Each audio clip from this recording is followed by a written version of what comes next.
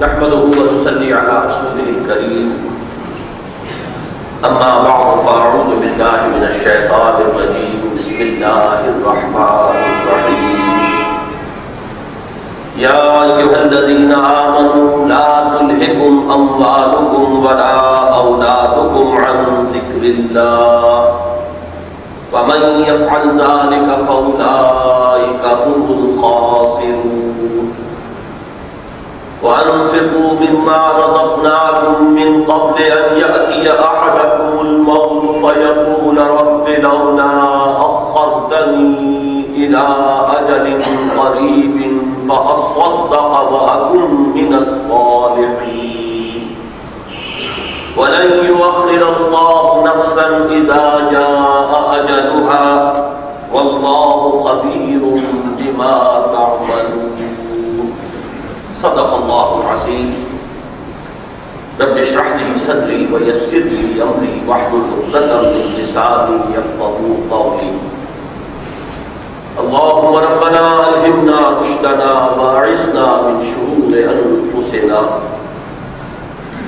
اللهم إنا نعوذ بك من النفاق والرياء اللهم طهر قلوبنا من النفاق وأعمالنا من الرياء وألسنتنا من الكذب وأعيننا من الخيانة فإنك تعلم خائنة الأعين وما تخفي الصدور آمين یا رب العالمین۔ اللہ کے فضل و کرم سے ہم سورہ منافقون کی آخری آیات کے مطالعے تک پہنچ گئے ہیں۔ میں یہ عرض کر چکا ہوں کہ سورہ منافقون اور اب جو اس کے بعد اس مجموعے کی مسبحات کے سلسلے کی آخری صورت آنے والی ہے سورہ تغابن، ان دونوں میں جوڑے کی نسبت ہے، اور اس سے پہلے سورہ صف اور سورہ جمعہ یہ نہایت نمایاں مثال ہے قرآن مجید میں سورتوں کے مابین نسبت زوجیت کی۔ لیکن ان کے مابین ایک عجیب بات یہ ہے کہ پچھلے جوڑے کی دوسری صورت یعنی سورہ جمعہ اور اس جوڑے کی پہلی صورت یعنی سورہ منافقون، ان میں ظاہری اعتبار سے بڑی گہری مناسبت ہے۔ یعنی اگرچہ زوجیت کی نسبت ہے سورہ صف اور سورہ جمعہ میں اور ادھر سورہ منافقون اور سورہ تغابن میں، لیکن یہ دونوں جوڑے جو ہیں بہت ہی باہم مربوط ہیں، انٹرلاکڈ ہیں۔ چنانچہ ان دونوں صورتوں کے بارے میں آپ نے نوٹ کر لیا ہوگا، دونوں 11 آیات پر مشتمل ہے، سورہ جمعہ بھی اور سورہ منافقون بھی، دونوں 2 رکوعوں پر مشتمل ہے۔ دونوں میں پہلا رکوع 8 آیات پر مشتمل ہے اور دوسرا رکوع 3 آیات پر مشتمل ہے۔ جس کو میں انٹرلاکنگ سے تعبیر کر رہا ہوں اس کے لیے ذہن میں یہ رکھیے کہ سورہ جمعہ کی آخری آیت میں کچھ لوگوں کے چلے جانے کا ذکر ہے کہ وہ نبی اکرم صلی اللہ علیہ وسلم کو چھوڑ کر چلے گئے، جبکہ آپ خطبہ ارشاد فرما رہے تھے۔ جبکہ سورہ منافقون میں منافقین کے آپ کی خدمت میں حاضر ہونے کا ذکر ہے۔ پھر ان دونوں ہی صورتوں میں ایک لفظ آیا انفضوا، وہ منتشر ہو جائیں گے یا چلے جائیں گے، یہ سورہ منافقون میں بھی آیا ہے اور سورہ جمعہ میں بھی آیا ہے۔ شاید یہی مناسبت ہے کہ جس کی وجہ سے نبی اکرم صلی اللہ علیہ وسلم نمازوں میں جو مناسبت پیش نظر رکھتے تھے قرآن مجید کی قراءت کے ضمن میں، تو اس میں ہمیں آپ کا یہ معمول معلوم ہے اور میں نے اس سے پہلے بھی اس کا ذکر کیا ہے کہ کبھی آپ جمعے کی صبح کی 2 رکعتوں میں، فجر کی رکعتوں میں ان دونوں صورتوں کو جمع کرتے تھے، یعنی سورہ جمعہ پہلی رکعت میں اور سورہ منافقون دوسری رکعت میں، اور کبھی ایسا بھی ہوتا تھا کہ عین جمعے کی نماز کی 2 رکعتوں میں آپ یہی صورت اختیار کرتے تھے۔ تو یہ وہ ظاہری مناسبت ہے کہ جس کا میں نے چاہا تھا کہ آپ کی طرف آپ کی توجہ ادھر مبذول کرا دوں۔ جہاں تک سورہ منافقون کا جو مضمون اب تک ہم نے پڑھا ہے اس کے خلاصے کا تعلق ہے، چونکہ آگے بڑھنے سے پہلے فطری طور پر یہ خواہش ہوتی ہے کہ اب تک جو کچھ ہم نے سمجھا ہے اس کو مختصر ترین الفاظ میں پھر ذہن میں تازہ کر لیا جائے۔ تو میں نے عرض کیا کہ نفاق کی تعریف خود قرآن مجید کے الفاظ میں سادہ ترین تعریف یہ بنتی ہے کہ وَمِنَ النَّاسِ مَن يَقُولُ آمَنَّا بِاللَّهِ وَبِالْيَوْمِ الْآخِرِ وَمَا هُمْ بِمُؤْمِنِينَ۔ لوگوں میں کچھ ایسے بھی ہیں دعویٰ تو کرتے ہیں ایمان کا لیکن حقیقت میں مومن نہیں، یہ قرآن مجید کے اپنے الفاظ میں سادہ ترین کام ہے۔ پھر آپ کو یاد ہوگا کہ میں نے دو بنیادی قسمیں بیان کی۔ ایک وہ کہ جس میں کوئی شخص یہ شکل ارادی طور پر، شعوری طور پر اختیار کرتا ہے، دھوکہ دینے ہی کی نیت سے اسلام میں داخل ہوتا ہے، اور ایک لحظے کے لیے بھی، ایک لمحے کے لیے بھی اسے ایمان کی کوئی رمق کبھی میسر نہیں ہے۔ اسے خوب معلوم ہے کہ میں دھوکہ دینے کے لیے اسلام میں آیا ہوں، میں نے لبادہ اوڑھا ہے۔ کبھی بھی اسے اپنے بارے میں یہ گمان ہوتا ہی نہیں کہ میں نے حقیقتاً اسلام کو قبول کیا ہے یا ایمان کو تسلیم کیا ہے۔ یہ ہے ارادی اور شعوری نفاق، جس کے لیے میں نے دو آیتیں قرآن مجید کی آپ حضرات کے سامنے رکھی ہیں۔ ایک تو سورہ آل عمران کی، وَقَالَ طَائِفَةٌ مِّنْ أَهْلِ الْكِتَابِ آمِنُوا بِالَّذِي أُنزِلَ عَلَى الَّذِينَ آمَنُوا وَجْهَ النَّهَارِ وَاكْفُرُوا آخِرَهُ لَعَلَّهُمْ يَرْجِعُونَ۔ ایک سازش کے طور پر کچھ یہودیوں نے یہ معاملہ کیا، صبح کے وقت ایمان لائے، شام کو مرتد ہو گئے، اور یہ صرف اس لیے کہ ایمان کی جو ساکھ قائم ہو گئی ہے ہم اسے نقصان پہنچائیں، اور کچھ نہ کچھ لوگوں کے دلوں میں، سادہ لوگ مسلمانوں کے دلوں میں ہم شکوک و شبہات پیدا کر سکیں گے کہ بھلے لوگ تھے، ایمان انہوں نے قبول کیا تھا، پھر آخر کوئی نہ کوئی بات تو دیکھی ہوگی جس کی وجہ سے مایوس اور بددل ہو کر چلے گئے۔ اسی کی تعبیر قرآن مجید کی سورہ مائدہ کی آیت نمبر 61 میں ہے، وَإِذَا جَاءُوكُمْ قَالُوا آمَنَّا وَقَدْ دَخَلُوا بِالْكُفْرِ وَهُمْ قَدْ خَرَجُوا بِهِ۔ جب وہ آپ کے پاس آتے ہیں، اے مسلمانوں تمہارے پاس، تو کہتے ہیں کہ ہم ایمان لائے، حالانکہ وہ کفر کے ساتھ ہی داخل ہوئے تھے اور کفر کے ساتھ ہی نکل گئے۔ وَاللَّهُ أَعْلَمُ بِمَا كُنتُمْ يَكْتُمُونَ، اور اللہ خوب جانتا ہے جو کچھ کہ وہ چھپا رہے ہیں۔ یعنی چھپانا ایک شعوری عمل ہے، جان بوجھ کر چھپا رہے ہیں۔ اس کے بعد دوسری قسم جو ہے وہ غیر شعوری نفاق کی میں نے آپ کے سامنے رکھی۔ اس پہلی نفاق کے ضمن میں میں نے مثال دی تھی ان دو یہودیوں کی کہ جو حضور صلی اللہ علیہ وسلم کے جسد اطہر کو نکال کر لے جانے کے لیے آئے، اور انہوں نے اسلام بھی نہیں بلکہ ولایت اور بہت زہد اور نیکی اور دینداری کا نبھانا ہوا۔ اور دوسرے یہ کہ کوئی ہندو جاسوسی کے لیے پاکستان میں آئے، وہ اسلام کا نبھانا ہوا۔ دوسری قسم جو ہے، اب میں آج جو بات آپ کو بتانا چاہتا ہوں وہ یہ ہے کہ اگرچہ میں نے سمجھانے کے لیے یہ دونوں قسمیں جو ہیں ان کو آپ کے سامنے رکھا، لیکن قرآن مجید میں جس نفاق کا ذکر ہے وہ پہلا ہے ہی نہیں۔ پہلے پر لفظ نفاق کا اطلاق نہیں ہوا، نہ سورہ آل عمران کی اس آیت میں اور نہ ہی سورہ مائدہ کی اس آیت میں جو میں نے آپ کو سنائی، اس لیے کہ یہ تو در حقیقت کفر ہی ہے، اس میں اسلام کا کبھی کوئی امکان ہوا ہی نہیں۔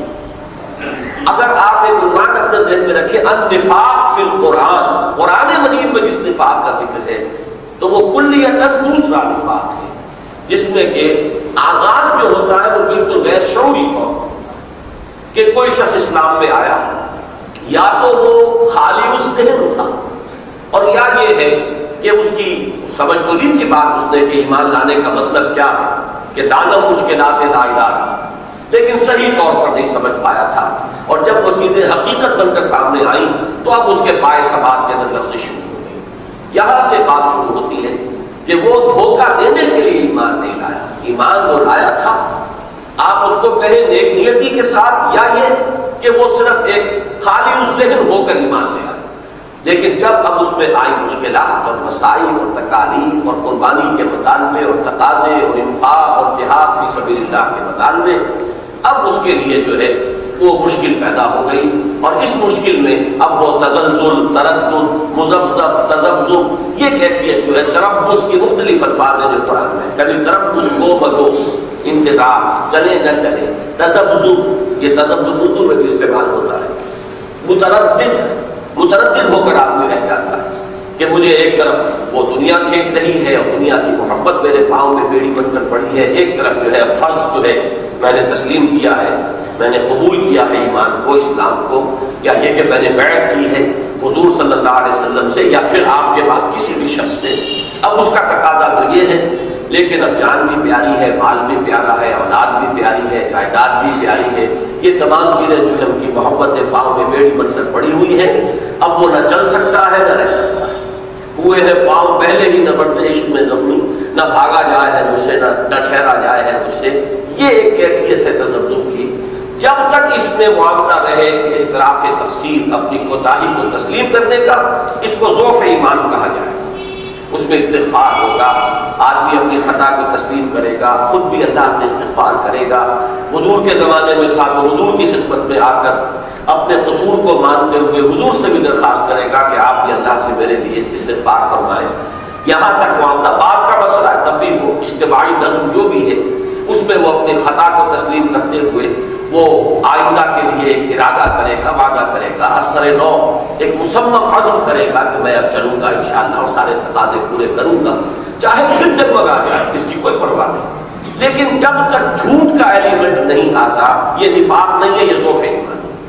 البتہ یہ کہ اس کے بعد عزت نفس آدمی کو آمادہ کرتی ہے کہ اپنے آپ کو بچانے کے لیے اپنی عزت کا ڈھیلا بار بار کاہے کو کرایا جائے، ذرا سی بات ہے جھوٹ کو جھوٹا بہانہ بنا، ذرا اور آگے بڑھے تو جھوٹی قسمیں کھا، اس لیے کہ اب تمہارا اعتبار جو ہے اٹھتا چلا جا رہا ہے، لوگ عام طور پر مسکرانے لگتے ہیں تمہارا عذر سن کر، لہذا جھوٹی قسموں کا سہارا۔ اس سے آگے جب بات بڑھتی ہے اور وہ تیسری سٹیج ہے تو اس کی مختلف علامات سامنے آتی ہیں۔ اس میں سے مثلاً ایک یہ بھی ہے کہ جو مخلص اہل ایمان ہے ان پر وہ جھنجلائے گا کہ یہ کیوں، یہ لوگ جو ہے یہ ہر وقت تیار رہتے ہیں، انہیں جب پکارا جائے حاضر ہو جاتے ہیں، ان کی اس جو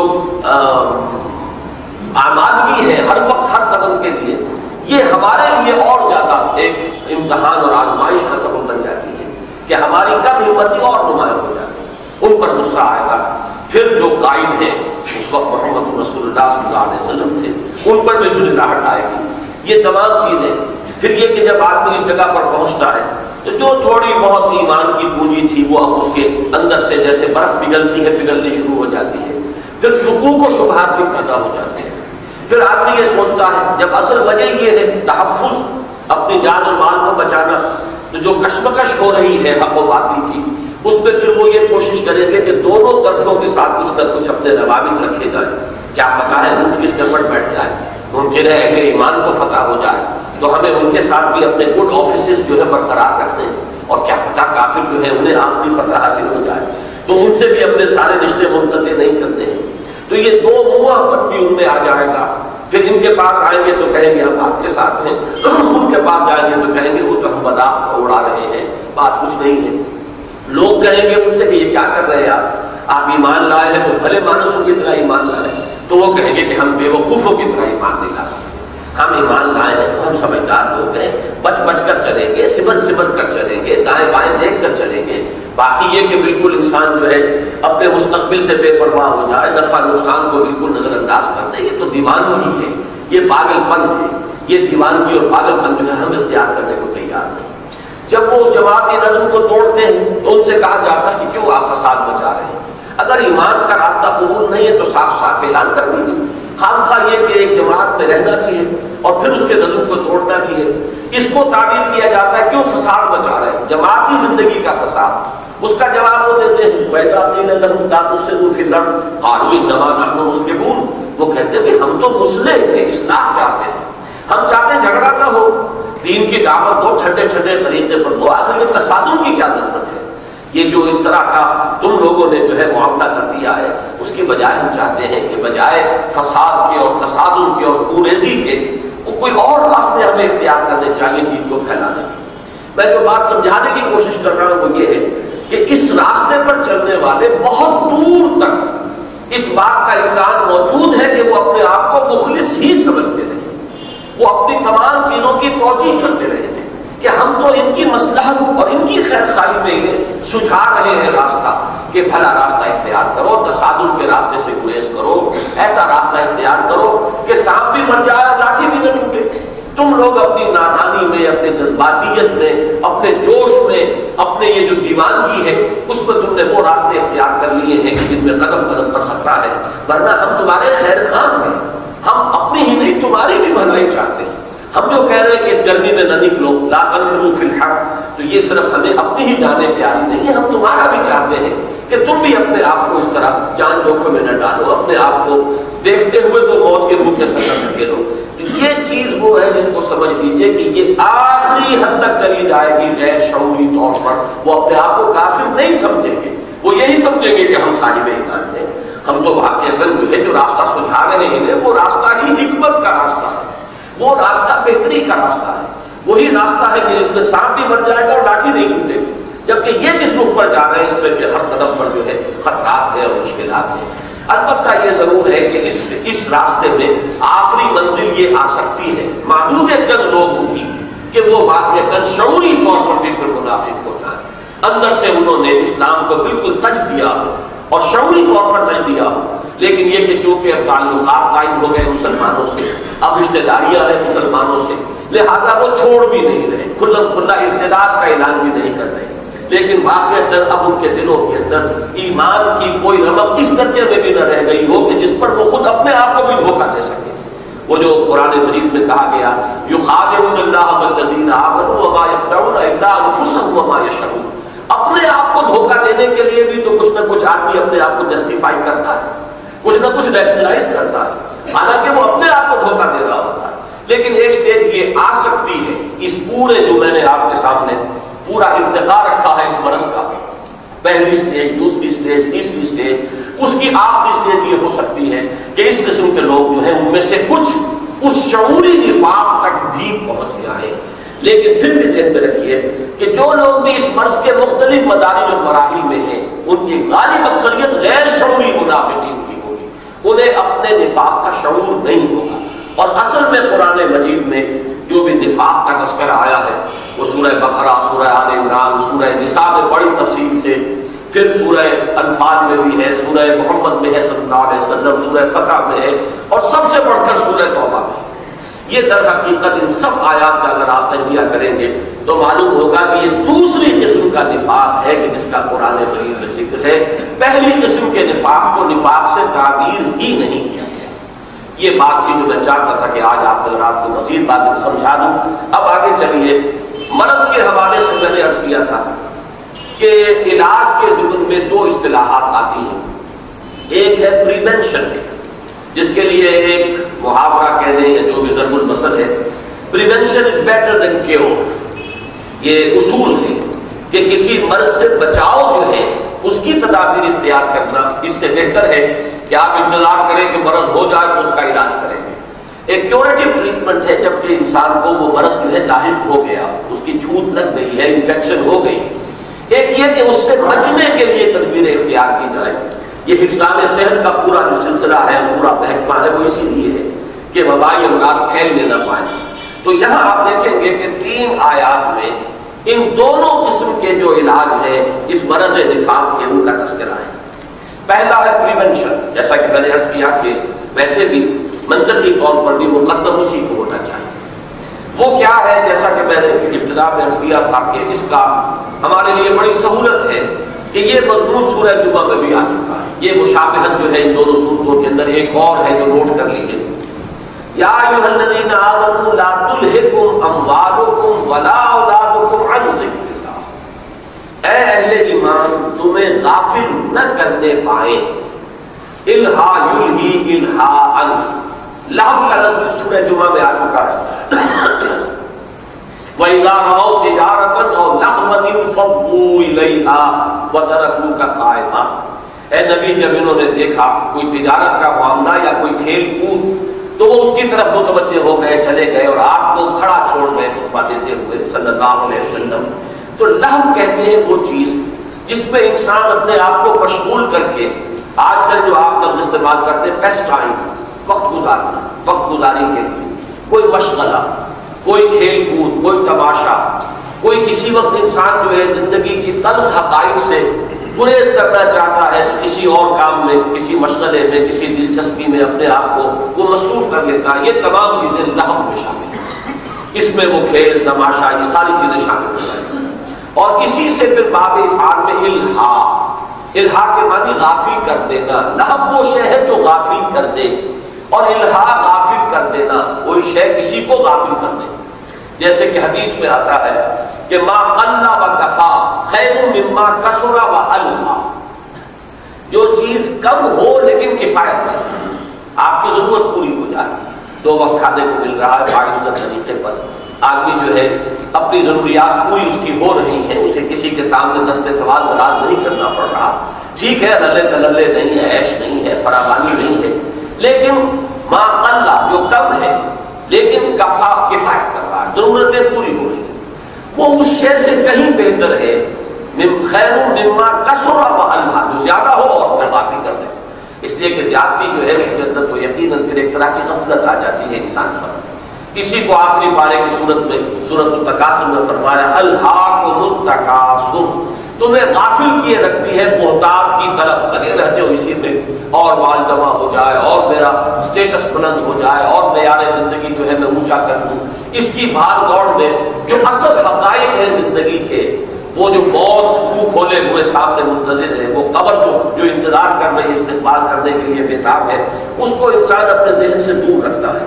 تو الہاکم التکاثر حتی زرتم المقابر، تمہیں غافل کیے رکھتی ہے یہ بہتات کی طلب، یہاں تک کہ تم قبروں تک کیا پہنچتے ہو، تب ایک دم آدمی جو ہے وہ چونکتا ہے موت کے کنارے پہنچ کر۔ تو فرمایا اے اہل ایمان لا تلہکم، نہ تمہیں غافل کرنے پائے اموالکم ولا اولادکم عن ذکر اللہ، نہ تمہارے اموال نہ تمہاری اولاد تمہیں اللہ کی یاد سے۔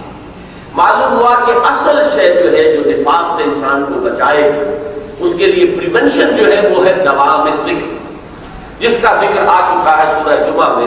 وہاں فرمایا گیا اول تو یہ کہ نماز جمعہ، خطبہ جمعہ یہ خود ذکر ہے، پھر جب اس سے فارغ ہو جاؤ فَإِذَا قُضِيَتِ الصَّلَاةُ فَانتَشِرُوا فِي الْأَرْضِ وَابْتَغُوا مِن فَضْلِ اللَّهِ وَاذْكُرُوا اللَّهَ كَثِيرًا لَعَلَّكُمْ تُفْلِحُونَ، اور تم اس کے بعد منتشر ہو سکتے ہو جب نماز ادا ہو چکے، اور اللہ تعالیٰ نے جو بھی تمہارے لیے فضل مقدر کیا ہے اس کی تلاش میں لگ سکتے ہو، روزی کے لیے، معاشی جدوجہد کے لیے تعبیر ہے، اس کی اب تشریح جو ہے بڑھ چکے ہیں، لیکن اللہ کو یاد رکھو کثرت کے ساتھ، لعلکم تفلحون، تاکہ تم فلاح پاؤ۔ یہ یہاں پر اس کا عکس بیان کیا جا رہا ہے۔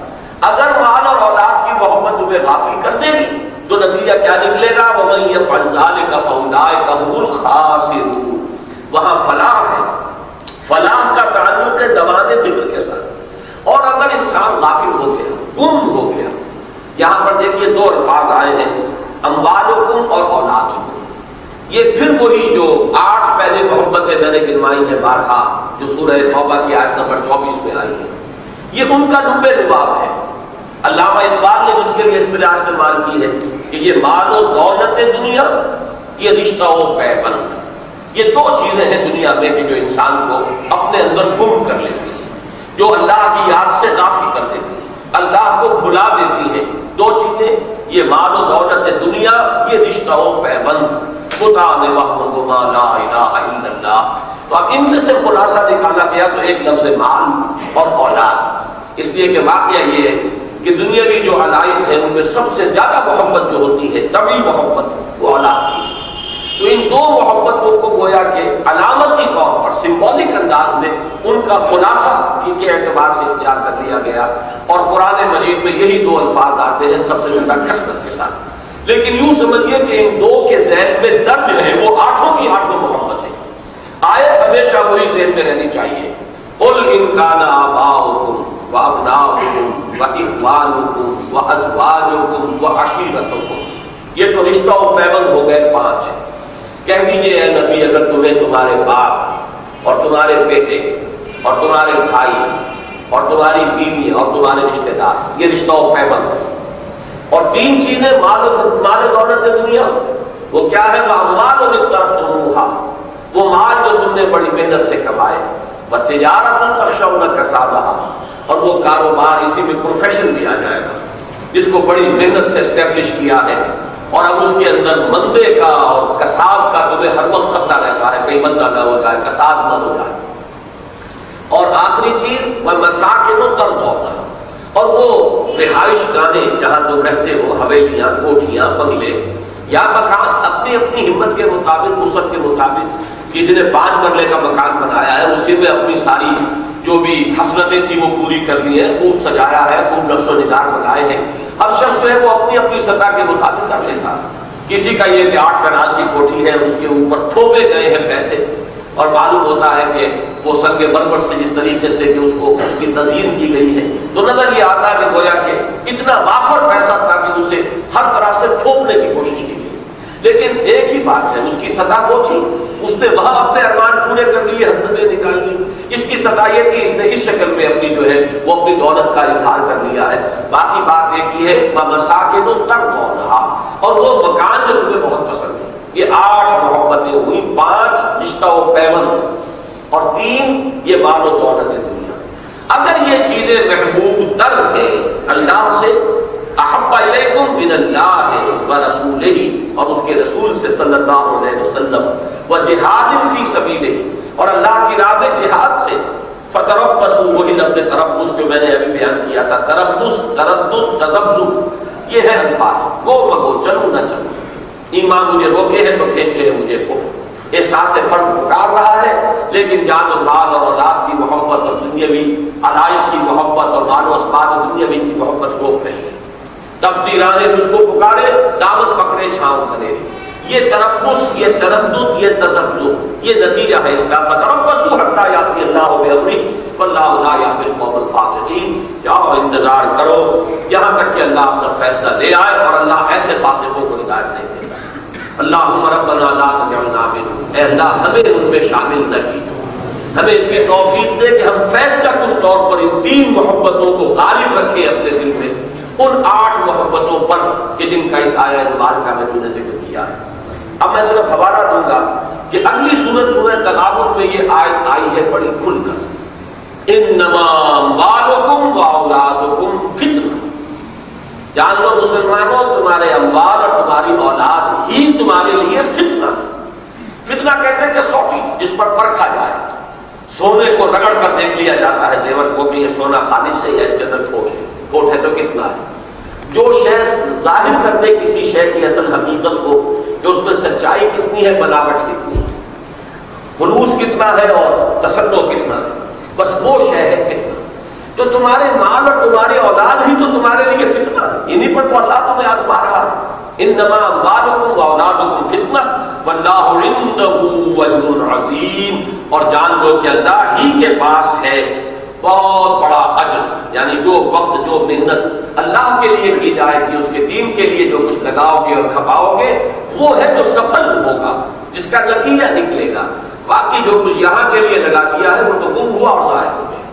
یہ اگلی سورہ مبارکہ کی آیت نمبر 15 ہے، انما اموالکم واولادکم فتنہ واللہ عندہ اجر عظیم۔ اور جیسا کہ میں نے بارہا عرض کیا ہے، اہم مضامین قرآن مجید میں کم سے کم 2 مقامات پر درج آئے ہیں، تو نوٹ کر لیجیے۔ سورہ انفال کی آیت نمبر 28 بعین ہی انہی الفاظ پر مشتمل ہے، تھوڑا سا فرق ہے، وہاں آیا ہے اعلموا، وہاں اور زیادہ زور دے، اعلموا انما اموالکم واولادکم فتنہ وان اللہ عندہ اجر عظیم، جان لو کہ تمہارے اموال تمہارے اولاد ہی تمہارے لیے فتنہ ہے، اور واقعہ یہ ہے، حقیقت یہ ہے کہ اجر عظیم صرف اللہ کے پاس ہے۔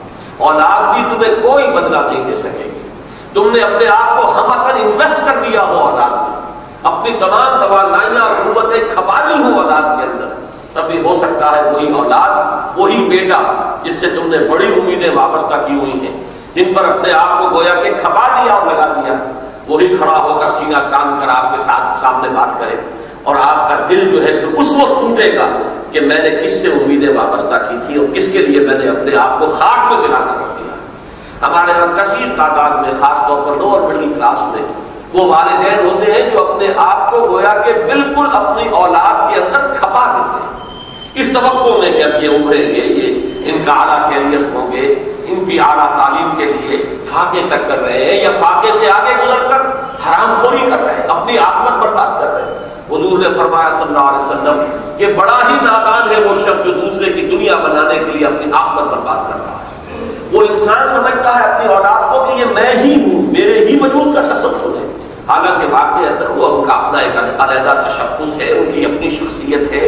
ہو سکتا ہے کل کھڑے ہو کر وہ کہے ابا جان اب آپ کی بات نقیانوسی بات ہے، آپ پچھلے زمانے کے لوگ ہیں، آپ کیا مجھے بتا رہے ہیں، اب نئی روشنی کا زمانہ ہے، بہرحال آپ اپنی چیزیں اپنے پاس رکھیے، مجھے اپنا راستہ خود دیکھنا ہے۔ تب معلوم ہوتا ہے کہ یہ ہے میں ہوں، من دیگرم تو دیگری، میں یہ سمجھتا تھا کہ یہ میں ہی ہوں، میرا ہی وجود ہے، اسی کی توسیع ہے، اسی کا تسلسل ہے۔ تو یہ دھوکہ انسان کھاتا ہے۔ مسلمان کا کام کیا ہے؟ بندہ مومن کا اولاد کو لائبلٹی سمجھے، اللہ کی طرف سے ایک ذمہ داری کہ اس کا پالنا پوسنا میرے ذمہ ہے، امانت ہے اللہ کی۔ حلال سے جو بھی کر سکتا ہوں ضرور کرے، محبت اس سے ضرور کرے، لیکن اللہ کی محبت اور دین کی محبت کے نیچے نیچے۔ جہاں کہیں اس سے معاملہ جو ہے بدل گیا، معلوم ہوا کہ اب انسان نے اس فتنے میں خود اپنے آپ کو مبتلا کر دیا۔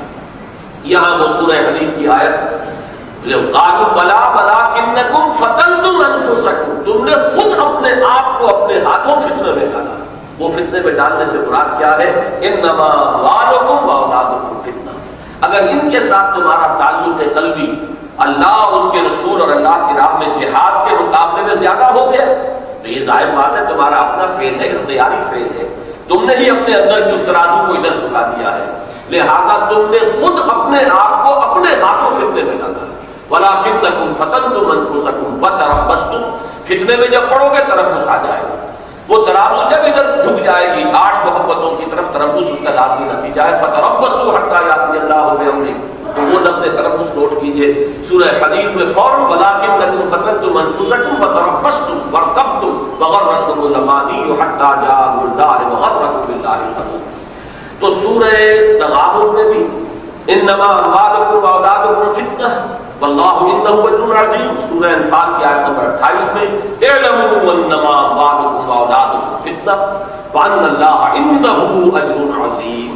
اور اس کے ساتھ ہی پچھلی مرتبہ میں نے 2 آیتیں آپ کو نوٹ کرائی تھی، یہ سورہ توبہ کی آیت نمبر 55 اور آیت نمبر 85، ذرا سا لفظی فرق ہے۔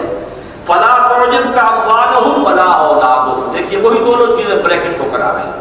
اے نبی آپ کو ان منافقوں کی اولاد اور ان کے اموال جو ہے وہ بھلے نہ لگے، اچھے نہ لگے، آپ ان سے متاثر نہ ہو۔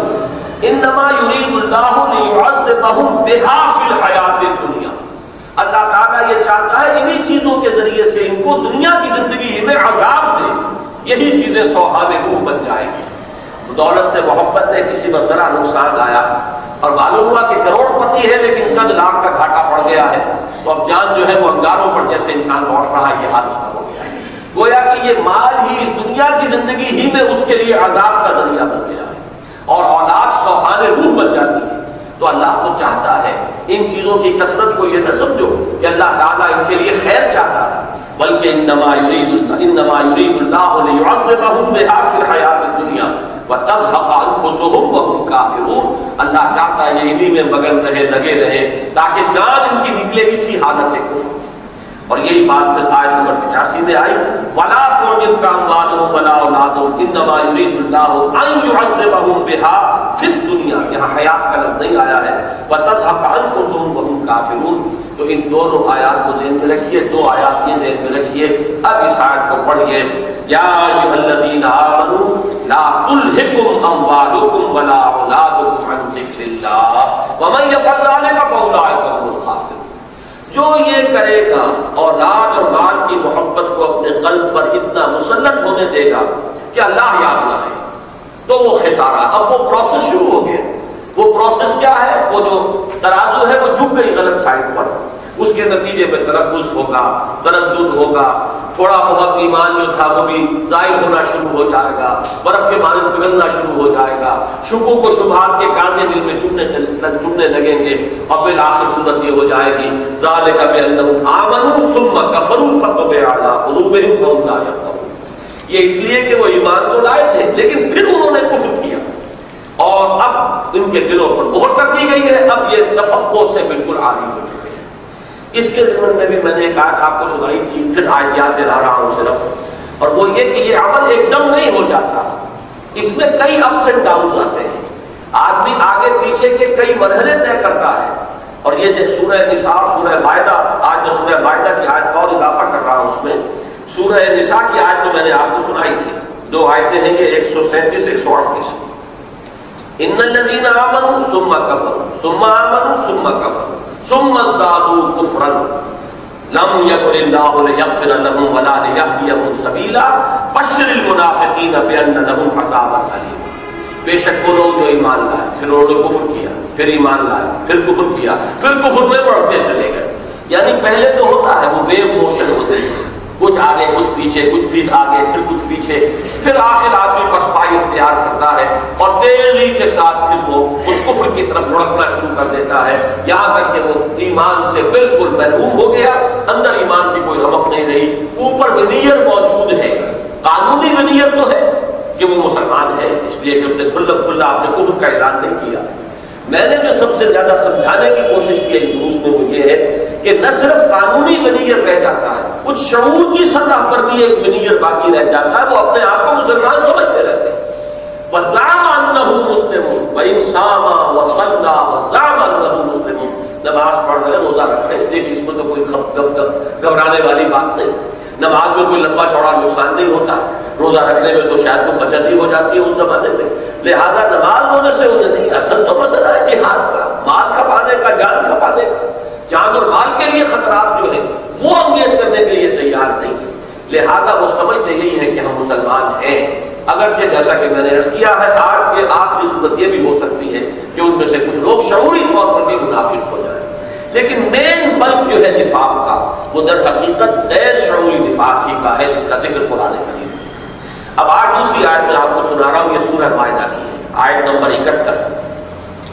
وَحَسِبُوا أَلَّا تَكُونَ فِتْنَةٌ، انہوں نے یہ سمجھا تھا کہ کوئی فتنہ نہیں آئے گا، کوئی آزمائش نہیں، کوئی مشکل نہیں، کوئی مصیبت نہیں، کوئی خرابی نہیں، فَعَمُوا وَصَمُّوا، تو اندھے بھی ہو گئے، بہرے بھی ہو گئے، ثُمَّ تَابَ اللَّهُ عَلَيْهِمْ، پھر اللہ نے ان کی طرف عنایت فرمائی، توجہ فرمائی، انہیں توبہ کی توفیق دی، کچھ آگے بڑھے، کچھ چلے، ثُمَّ عَمُوا وَصَمُّوا، پھر وہ اور بہرے ہو گئے اور اندھے ہو گئے، کثیر منہم، ان میں سے بہت سے، واللہ بصیر بما یعملون، اور اللہ تو دیکھ رہا ہے جو کچھ یہ کر رہے ہیں۔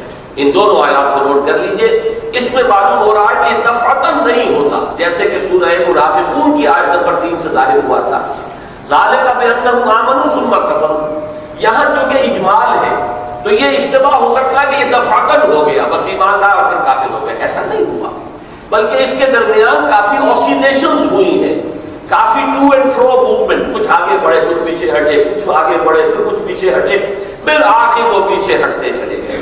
یہی معاملہ ہوتا ہے انسانی زندگی کے اندر، یا آپ آگے بڑھتے چلے جائیں گے یا پیچھے ہٹتے چلے جائیں گے۔ سکون محال ہے قدرت کے کارخانے میں، ایک جگہ کھڑا نہیں ہو سکتا آدمی، بالخصوص ایک ڈائنامک جو معاملہ ہے، دین کا حرکی تصور، دین کا ڈائنامک کانسیپٹ، جس کے اندر جہاد ہے، قتال ہے، غلبہ دین کی جد و جہد ہے، ایثار ہے، قربانی ہے، آگے بڑھو یا وقت کی رفتار روک دو، جہاں معاملہ یہ ہوگا ایک اسٹیٹک سوسائٹی ہو، مسلمانوں کا جامع معاشرہ ہے، جہاں دین کا مطلب ہی نماز روزہ اس کے سوا ہے نہیں، بلکہ یہ کہ نماز روزہ بھی ثابت نہیں، وہ بھی مسلمان ہیں کہ جنہیں سالوں گزر جاتے ہیں نماز کا ذکر ہی نہیں، روزہ جو ہے سال ہر سال گزر جاتے ہیں، روزے کا کوئی تصور ہی نہیں، وہ بھی مسلمان شمار ہو رہے ہیں، لہذا یہاں کوئی آزمائش آتی نہیں، جیسے ہی کوئی ڈائنامک تصور آئے گا قدم قدم پر آزمائش ہے۔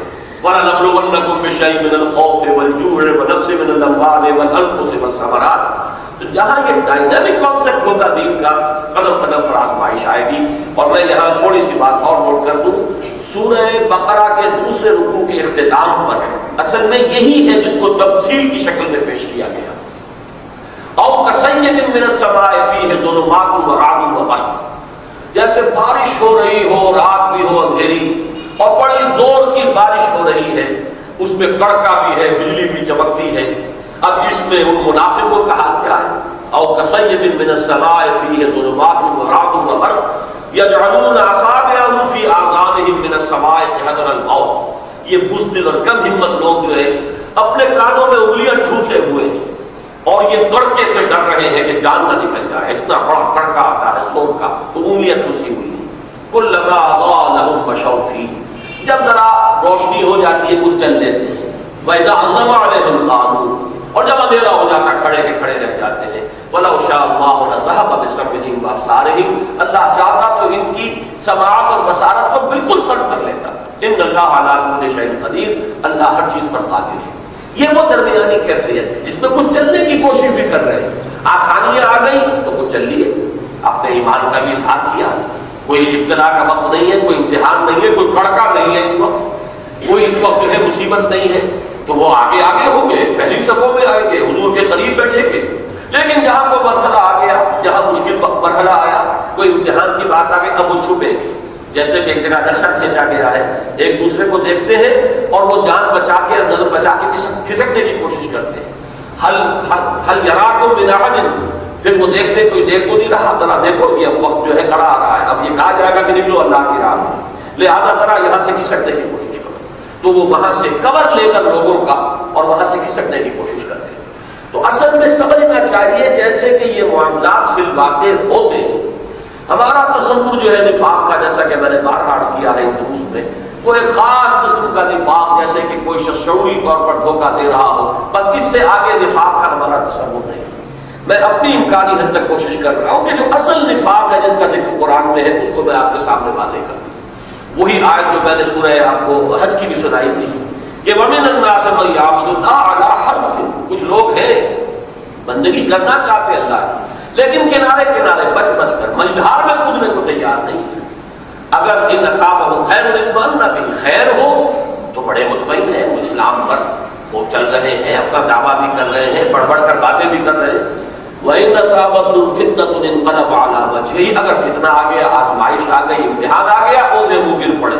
خسر الدنیا والآخرہ ذَلِكَ هُوَ الْخُسْرَانُ الْمُبِينُ، یہی ہے خسارہ دنیا اور آخرت دونوں کا، اور یہی ہے خسران مبین. اب یہاں پر نوٹ کیجئے کہ اس کا علاج کیا ہے؟ ذکر، دوا میں ذکر. اس پر میں اس وقت تفصیل درس نہیں کروں گا، پچھلے درس میں بات آ چکی ہے. صرف نوٹ کیجئے ذکر کہتے کسے؟ استحضار اللہ فی القلب. اس لفظ کو سمجھیے، اللہ کو دل میں موجود رکھنا. استحضار حاضر سے باب استفعال ہے. استحضار جیسے آپ کہتے ہیں مجھے یہ چیز مستحضر نہیں رہی، یعنی کبھی پڑھی تو تھی اب مستحضر نہیں ہے، میرے ذہن میں نہیں ہے. تو ایک ہے ذہن میں کسی شے کا مستحضر ہونا، ایک ہے دل میں مستحضر رکھنا. استحضار اللہ فی القلب، دل میں اللہ کو موجود رکھو تب تو نفاق نہیں آئے گا. اسی کی شرح کی ہے حضور نے کہ شیطان کی تمثیل دی ہے کہ جیسے سور کی تھوتنی ہوتی ہے. یہ تھوتنی کا لفظ جو ہے سور کے لیے آتا ہے، خنزیر کے لیے، اس کا منہ ہے خاص قسم کا. تو شیطان اپنی تھوتنی انسان کے دل کے اوپر جما کر وہ پھونکے مارتا رہتا ہے. وہ دل جو غافل ہے، جس میں اللہ موجود نہیں، جس میں اللہ کی یاد نہیں ہے. فارسی میں جو کہتے ہیں خانہ خالی نہ بے امیدیرت، خانہ خالی ہے، گھر خالی ہے تو جن آ جائیں گے وہ ڈیرا لگا دیں گے. اس دل کو اگر خالی رکھ لیا آپ نے اللہ کی یاد سے، یا یوں کہیے اللہ سے خالی ہے یہ دل، تو وہ پھر شیطان آئے گا، تھوتنی اپنی جما دے گا، پھونکے مارے گا. یہ پھونکے مارنے سے مراد کیا ہے؟ جو نفس کے اندر جو حیوانی تعلیات ہیں، جو وہ اینیمل انسٹنکٹ سے انہیں مشتعل کرے گا. مال کی محبت، دنیا کی محبت، جنس کا معاملہ، یہ ساری چیزیں جو بھی انسان کے اندر ہے اس کے حیوانی تقاضے انہیں مشتعل کرے گا. اور جب انسان یاد کرتا ہے اللہ کو تو وہ بھاگ جاتا ہے، وہ خائب و خاسر ہو کر بھاگ جاتا ہے. تو اللہ کی یاد ہے اصل میں کہ جو انسان کو نفاق سے بچا سکتی ہے. اور اس کے لیے طریقے کیا ہیں؟ تفصیل سے عرض کر چکا ہوں میں سورہ جمعہ کے دوسرے رکوع کے ضمن میں. اولاً قرآن الذکر ہے، یہ مجسم ذکر ہے، کل ذکر یہ ہے، سب سے بڑا ذکر یہ ہے. انا نحن نزلنا الذکر وانا له لحافظون. انزلنا الیک الذکر لتبین للناس ما نزل الیہم. ایک طرف تو یہ نوٹ کیجیے. دوسرے اقم الصلاۃ لذکری، نماز قائم کرو میری یاد کے لیے. گویا کہ ذکر الہی کا ایک بہت بڑا ذریعہ نماز ہے. یہ اس اعتبار سے بہت جامع ہو جاتا ہے کہ اس میں قول بھی ہے، زبان بھی ہے، تسبیح ہے، تحمید ہے، سبحان ربی العظیم، سبحان ربی الاعلیٰ، اللہ اکبر، سورہ فاتحہ آپ پڑھ رہے ہیں. تو یہ زبان بھی جو ہے اللہ کو یاد کر رہی ہے، اور آپ کا جسم بھی اللہ کو یاد کر رہا ہے. کھڑے ہیں تو بڑے ہی جھکے ہوئے قنوت کی کیفیت میں، قانتین کی شکل میں. پھر رکوع میں چلے گئے تو آپ نے جھک کر گویا کہ اظہار کیا ہے اللہ کے سامنے اپنے عجز اور تذلل کا. سجدے میں چلے گئے تو انتہائی عجز اور تذلل ہے. یہی وجہ ہے کہ حضور نے فرمایا کہ انسان اللہ سے قریب ترین ہوتا ہے سجدے کی حالت. تیسرے نمبر پر اب یہ آئے معصورہ، دنیا کا کوئی کام کر رہے، پانی پیا، الحمدللہ الذی اطعمنی وسقانی وجعلنی مسلمین. کھانا کھایا، دعا مانگی. کھانے بیٹھے ہیں تو بسم اللہ سے شروع کر رہے ہیں. گھر سے باہر قدم نکالا ہے تو دعا ہے. مسجد میں داخل ہو رہے ہیں تو دعا ہے. مسجد میں تو رہیں گے تو ذکر ہے ہی سارا. باہر نکلیں گے پھر دعا ہے. گھر میں پھر داخل ہوں گے پھر دعا ہے. سواری پر چڑھے تو دعا ہے، سواری سے اترے تو دعا ہے. بازار میں داخل ہو تو دعا ہے، بازار سے نکلے تو دعا ہے. رات کو سو رہے ہیں تو دعا ہے، صبح جاگے ہیں تو دعا ہے. بیت الخلاء میں داخل ہو رہے ہیں تو دعا ہے، باہر نکل رہے ہیں تو دعا آئینہ دیکھ رہے ہیں تو دعا ہے، کپڑے بدل رہے ہیں تو دعا ہے، یہاں تک کہ بیویوں سے ہم بستری کر رہے ہیں تو دعا ہے۔ کوئی زندگی کا عمل نہیں ہے جس کے لیے دعائیں مشغول موجود نہ ہو۔ اس کا انتظام کیا جائے کہ کوئی اضافی وقت نہیں لگا اور دو انسان کو برکتیں حاصل ہو گئی، دعا کے ذریعے سے تعلق اللہ کے ساتھ جڑ گیا، اور چونکہ مشہور دعا ہے تو نسبت حضور کے ساتھ قائم ہو گئی کہ وہی الفاظ آپ کی زبان سے نکل رہے ہیں جو محمد رسول اللہ کی زبان مبارک سے ادا ہوتے ہیں۔ چوتھے نمبر پر پھر وہ جو بھی کوئی ذکر جو ہے، کوئی ماہر یعنی امراض روحانی جو شخص جو ہے، اس کو اللہ نے بصیرت دی ہو، اس کو نفسیات انسانی کا فہم حاصل ہو، وہ جائزہ لے سکے کہ فلاں شخص میں کس چیز کا غلبہ ہے، آیا بزدلی ہے یا مال کی محبت ہے یا حب جاہ ہے جو اسے خراب کر رہی ہے، شہرت کی طلب ہے جو اس کو خراب کر رہی ہے، اس کی مناسبت سے کوئی ذکر بتائے کہ تم فلاں آیت کا ورد کیا کرو، تم فلاں آیت کا مراقبہ کیا کرو، تم فلاں دعا جو ہے فلاں اوقات میں مانگ لیا کرو۔ تو یہ ہے پرٹیکولر پرسنز کے لیے پریسکرپشنز، جیسے آپ پی پی کالز کہتے ہیں، اسی طریقے سے یہ معین شخص کے لیے اس کی جو کیفیت ہے روحانی اور اس میں جو پہلو ہے بیماری کا، اس کی مناسبت سے کوئی تجویز، وہ پریسکرپشن ہے۔ تو لہٰذا یہ 4 درجے ذہن میں رکھیے گا کہ سب سے پہلے قرآن، اولین عظیم ترین کامل ترین مجسم ذکر، پھر نماز جامع ہے اس اعتبار سے کہ زبان اور پورا جسم جو ہے اس میں شامل ہوتا ہے، پھر ادعیہ معصومہ اور اذکار مسنونہ، یہ اس کے ساتھ بریکٹ کر لیجیے۔ نماز کے بعد حضور کا ذکر ہے، بعض دعائیں ہیں نماز کے فوراً بعد، اللہم اعنی علی ذکرک و شکرک و حسن عبادتک، یہ آپ کا ذکر ہے۔ یہ جو 33 مرتبہ ہے سبحان اللہ الحمدللہ اللہ اکبر، یہ ذکر ہے۔ تو مسنون چیزیں ادعیہ معصورہ اور اذکار مسنونہ، اور چوتھے درجے میں وہ یہ ہے دوام ذکر، اس کے ذریعے سے انسان نفاق کی چھوٹ سے اپنے آپ کو بچا سکتا ہے، نفاق کی پھر اب انفیکشن نہیں ہوگی، اس لیے کہ دل میں اللہ موجود رہے گا۔ جس دل میں اللہ ہو وہاں ظاہر بات ہے کہ شیطان کا کوئی فسوق جو ہے اس پر کارگر نہیں ہو سکتا، شیطان کا کوئی وار جو ہے اس پر کاری نہیں ہو سکتا۔ یا ایھا الذین آمنوا لا تلھکم اموالکم ولا اولادکم عن ذکر اللہ ومن یفعل ذلک فاولئک هم الخاسرون وانفقوا مما رزقناکم۔ اب یہ آخری بات آ گئی ہے، اور خرچ کرو اس میں سے جو ہم نے تمہیں دیا ہے۔ یہ انفاق جو ہے یہ ذرا دلچسپ بات ہے، اس کو نوٹ کر لیجیے، کیونکہ میں نے وہ لغوی بحث آپ کو نوٹ کرا دی تھی کہ نفاق اور منافقہ یا منافقت جسے ہم کہتے ہیں، یہ باب مفاعلہ کے مصدر ہے، نفاق بھی اور منافقہ بھی، جیسے مجاہدہ اور جہاد، مقاتلہ اور قتال۔ اور یہ کہاں سے بنے ہیں؟ نفقن کے معنی ہے سرنگ، زیر زمین راستہ جس کے 2 منہ ہوں گے، یا نافقہ کہتے ہیں کوہ کے بل کو جس کے 2 منہ ہوتے ہیں۔ اپنے تحفظ کے لیے اس کو اللہ نے جو شعور عطا کیا ہے تو وہ اپنے کوہ کے وہ جو بل جو ہے اس کے وہ اپنے 2 دروازے رکھتا ہے، ادھر سے خطرہ ہو ادھر سے نکل بھاگے، ادھر سے خطرہ ہو ادھر نکل بھاگے۔ اس سے بنا ہے نفاق اور منافقت۔ اب نفاق کا علاج، اگر چھوٹ لگ گئی، اگر آپ کو انفیکشن ہو گئی ہے نفاق کی، لیکن ہو وہ ابھی پہلے اور دوسرے درجے، تیسرے درجے میں پہنچا تو لا علاج ہو چکا ہے، وہ تو پھر وہ صورت ہے جو یہاں فرمایا گیا کہ سواء علیہم استغفرت لہم ام لم تستغفر لہم لن یغفر اللہ، جس کے لیے سورہ توبہ کی آیت میں نے آپ کو سنائی، استغفر لہم او لا تستغفر لہم ان تستغفر لہم 70 مرۃ لن یغفر اللہ۔ اے نبی آپ ان کے لیے استغفار کریں یا نہ کریں، اگر 70 مرتبہ بھی استغفار کریں گے تب بھی اللہ ان کو بخشنے والا نہیں۔ یہ تو وہ آخری سٹیج ہے، پھر اس سے تو کوئی بچاؤ نہیں ہے، جس کے لیے فرمایا گیا تو بے علی قلوبہم، اب ان کے دلوں پر مہر ہو گئی، جیسے ختم اللہ علی قلوبہم، جیسے ابو جہل اور ابو لہب کے دل پر مہر ہو گئی تھی، ان کے لیے فرمایا تھا کہ ان الذین کفروا سواء علیہم انذرتہم ام لم تنذرہم لا یؤمنون ختم اللہ علی قلوبہم وعلی سمعہم وعلی ابصارہم غشاوہ ولہم عذاب عظیم۔ یہی انجام ہے جو اگرچہ یہ قانوناً مسلمان ہے، حقیقت کے اعتبار سے یہ بھی اس درجے کو پہنچ چکے فَطُبِعَ عَلَىٰ قُلُوبِهِمْ فَهُمْ لَا يَفْقَهُونَ، کہ اب ان کے دلوں پر مہر کر دی گئی ہے، اب یہ تفقہ سے بالکل عاری ہے۔ لیکن اس سے پہلے درجوں میں جو لوگ، پہلی سٹیج ہے، دوسری سٹیج ہے، ابھی مذبذب ہے، ابھی یکسو نہیں ہو گئے ہیں، ابھی جو ہے قابل اصلاح ہے، تو اس کا علاج کیا ہے؟ نفاق کا علاج ایک حمزہ لگا دیجئے زیر کے ساتھ، انفاق، یہ ذرا صنعت لفظی جسے کہیں گے وہ اس کے اعتبار سے اس کو نوٹ کر لیجئے. نفاق کا علاج انفاق. لیکن یہ انفاق کا لفظ جو بنا ہے مادہ تو وہی ہے نون فے قاف, لیکن یہاں دوسرا لفظ ہے عربی زبان کا جس سے یہاں پر یہ لفظ بن رہا ہے. نفق الفرس, گھوڑا مر گیا. نفقت الدراہم, پیسے ختم ہو گئے. جو آپ کہتے ہیں دانے مک گئے یا پیسے مک گئے, ختم ہو جانا, یہ ہے نفقت الدراہم. جتنے پیسے تھے ختم ہو گئے, خرچ ہو چکے. گھوڑا مر گیا. یہ جو اردو میں ہم لفظ استعمال کرتے ہیں کھپ جانا, مر کھپ جانا, اور خرچ کے ساتھ بھی کھپ گئے, پیسے کھپ گئے, جان کھپ گئی.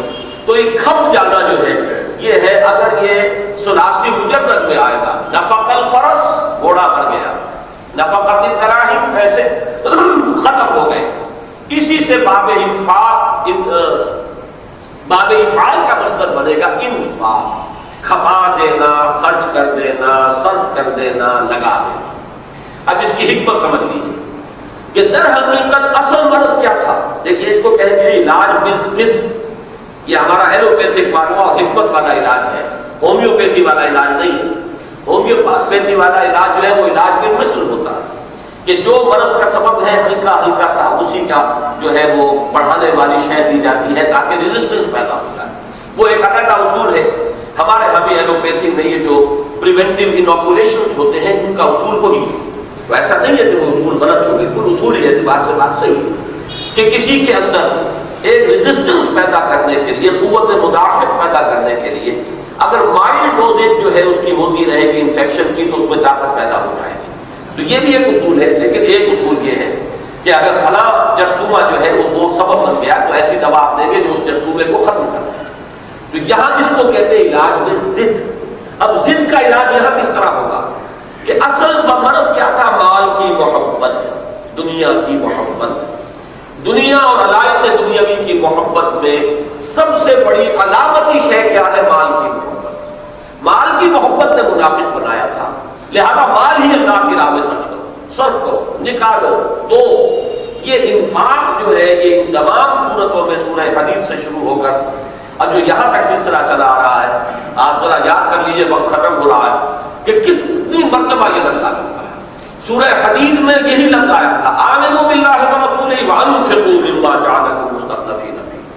پھر جب ڈانٹا گیا ہے تو وما لکم الا تنفقوا فی سبیل اللہ, تمہیں کیا ہو گیا کیوں خرچ نہیں کرتے اللہ کی راہ میں. پھر فرمایا گیا آگے چل کر من ذا الذی یقرض اللہ قرضا حسنا فیضاعفہ لہ ولہ اجر کریم.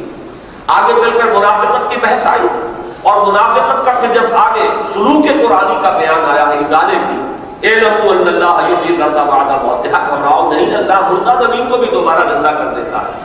تمہارے دلوں کے اندر بھی اگر مردنی آ گئی ہے ایمان کے اعتبار سے, اللہ ایمان کی فصل دوبارہ لہلہا دے گا. لیکن اس کے لیے پہلا شرط کیا ہے, پہلا قدم کیا ہے؟ ان المصدقین والمصدقات واقرضوا اللہ قرضا حسنا یضاعف لهم ولهم اجر کریم. وہ لوگ جو اللہ کے لیے صدقے دیں, خیرات کریں, مرد بھی اور عورتیں بھی, اللہ کو قرض حسن نہ دیں. یعنی دو مدے ہیں, ایک اللہ کی رضا جوئی کے لیے انسانوں پر خرچ کرنا, یتیموں پر, بیواؤں پر, مسکینوں پر, محتاجوں پر, غلاموں پر, جو مقروض ہیں ان پر, مسافروں پر, سائلوں پر. یہ ایک مد ہے, صدقہ اس کے لیے عنوان ہے. ایک ہے اللہ کے دین کے لیے, اس کی نشر و اشاعت کے لیے, اس کے پیغام کو پھیلانے کے لیے, اللہ کے دین کے غلبے کے لیے, جہاد و قتال فی سبیل اللہ کے لوازم اور ضروریات پوری کرنے کے لیے. یہ ہے انفاق. یہ دو مدے ذہن میں رکھ لیجیے, صدقہ اور انفاق. اسی کو قرض بھی کہا گیا ہے کیونکہ یہ خالص اللہ کے دین کے لیے خرچ کر رہے ہیں تو یہ اللہ کے دل میں قرض ہے. اگر تم نے اللہ کی رضا جوئی کے لیے اپنے یتیم بھتیجے پر کچھ خرچ کیا, اپنی بیوہ بھابھی پر کچھ خرچ کیا, یا کسی اور اپنی عزیزہ بیوہ پر خرچ کیا تو وہ تمہارے رشتہ دار بھی تو ہے, تمہارا انسانی معاشرہ ہے. اللہ کی رضا تو حاصل ہو جائے گی, لیکن ایک خرچ وہ ہے جو خالصتاً اللہ کے دین کے لیے کیا جا رہا, اس کو اللہ اپنے ذمے ذاتی طور پر قرض قرار دیتا ہے. ان المصدقین والمصدقات واقرضوا اللہ قرضا حسنا یضاعف لهم ولهم اجر کریم. اب یہ سورہ حدید کے اندر یہ مضامین آئے تھے.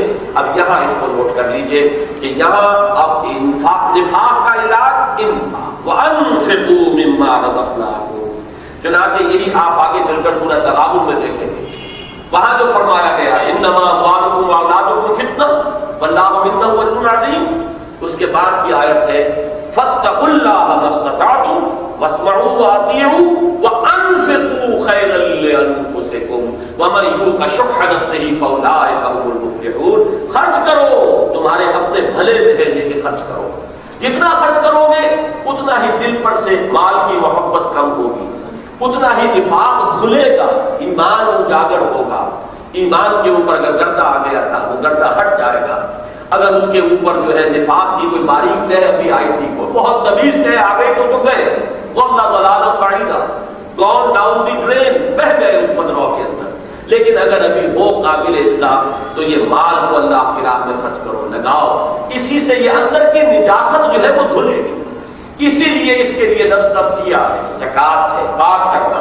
اصل میں دل کی نجاست ہے ہی مال کی محبت، اس لیے کہ مال کی محبت علامت ہے دنیا کی محبت کی، حیات دنیاوی کی محبت کے لیے علامت ہے مال کی محبت، اور اسی کے نتیجے میں نفاق پیدا ہوا تھا، لہذا وہی اللہ کی راہ میں خرچ کرو۔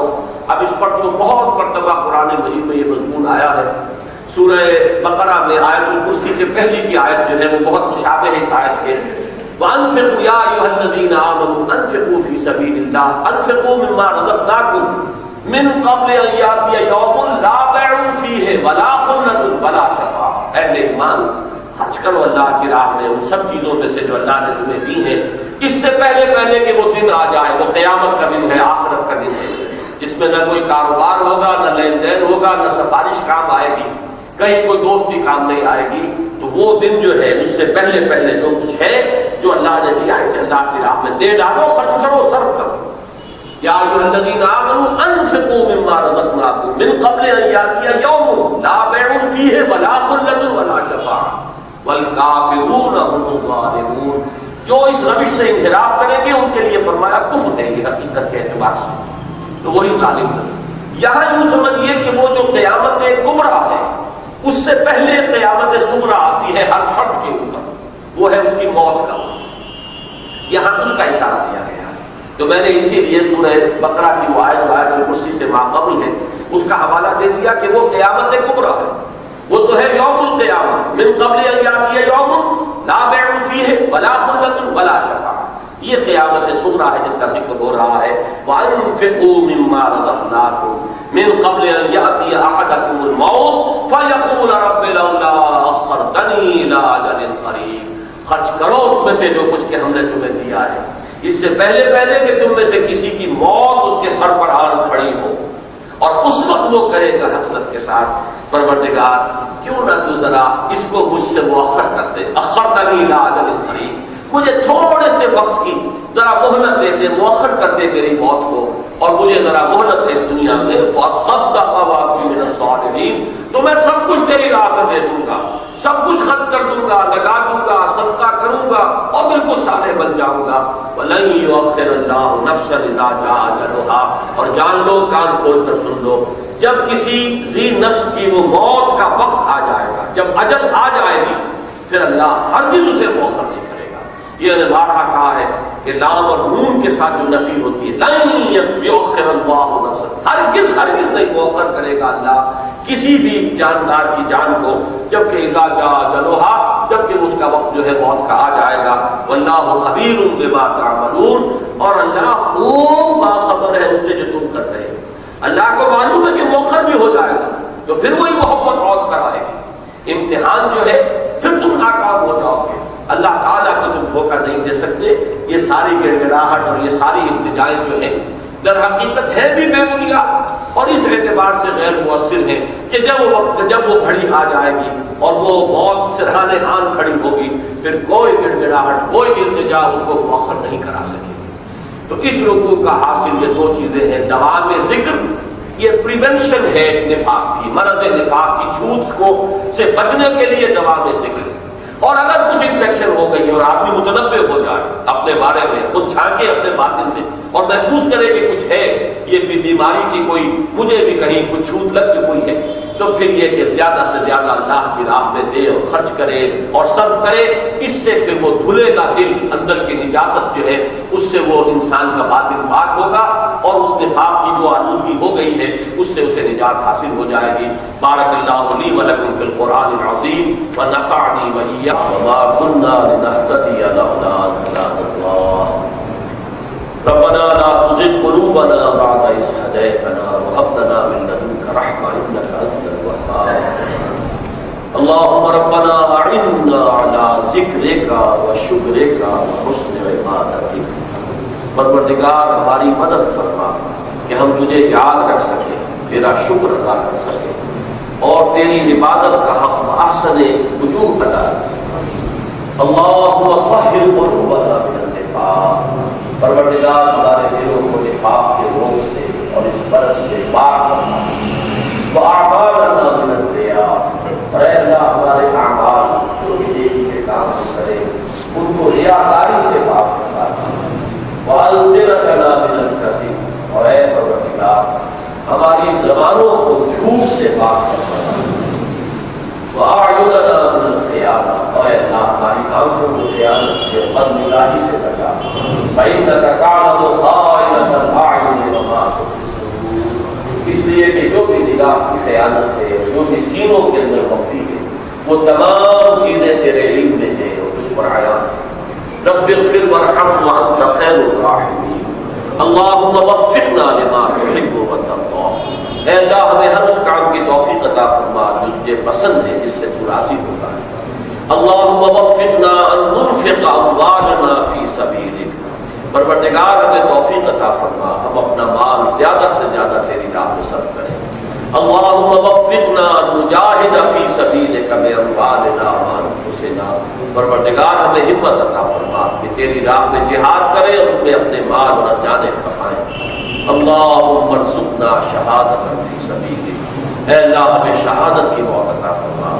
اللہم انصر من نصر دین محمد صلی اللہ علیہ وسلم واجعلنا منہم، اے اللہ اپنے ہر اس بندے کی مدد فرما جو تیرے نبی کے دین کی خدمت کر رہا اور ہمیں بھی ان کے ساتھ شامل ہونے کی توفیق عطا فرما۔ واخذل من خذل دین محمد صلی اللہ علیہ وسلم ولا تجعلنا معه، اور اے پروردگار ہر اس شخص کو ذلیل و خوار کر دے جس نے تیرے نبی کے دین سے بے وفائی کی اور روگردانی کی، اور پروردگار ہم کہیں دھوکے سے ایسے لوگوں کے بندے میں نہ پھنس جائیں۔ اللہم اغفر لنا وارحمنا واہدنا وعافنا، اللہم اغفر لنا ولاخواننا الذین سبقونا بالایمان ولا تجعل فی قلوبنا غلا للذین آمنوا ربنا انک رؤوف رحیم۔ وصلی اللہ تعالی علی خیر خلقہ محمد وآلہ واصحابہ اجمعین برحمتک یا ارحم الراحمین۔